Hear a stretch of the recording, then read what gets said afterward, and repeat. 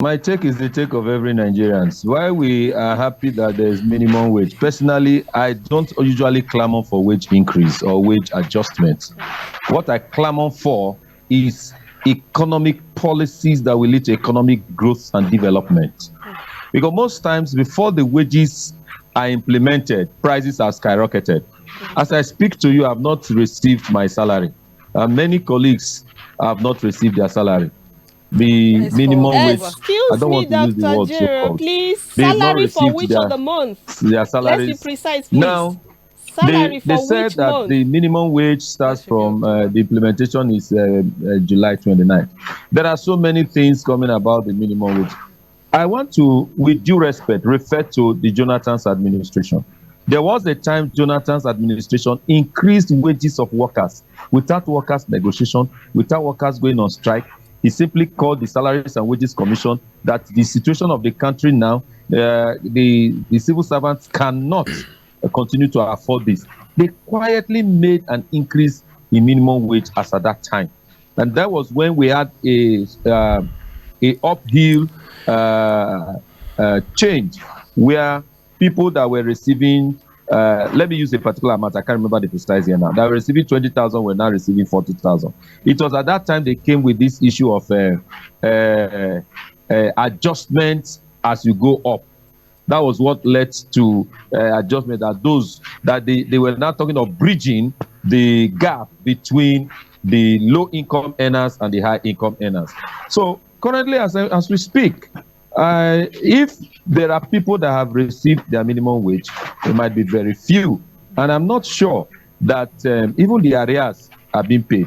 Also, some persons have been clamoring for the arrears owed them since 2021 that has not been paid in the federal service.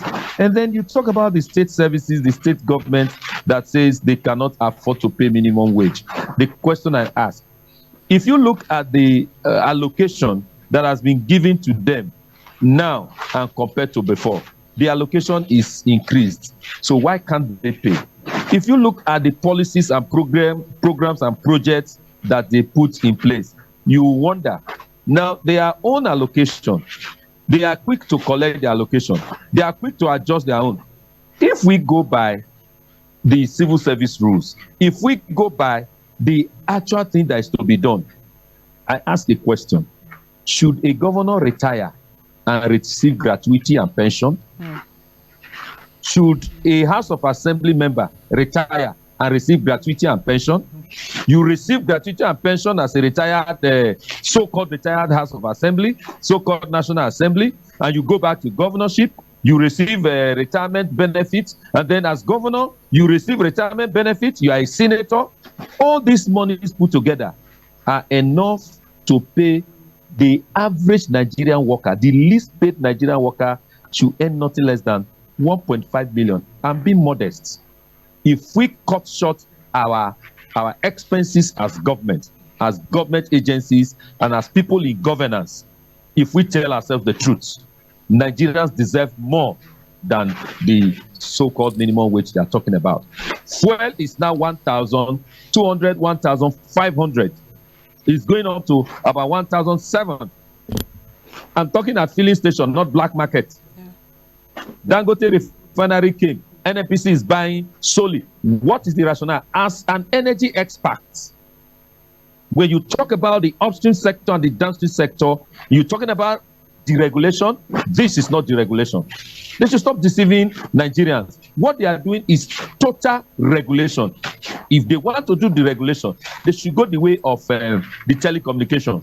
When it was deregulated, Globacom came and the whole price crashed. Till today, you collect SIM at a very free. In fact, I think it's more like free, because when you get your SIM, you activate, they even give you call credit.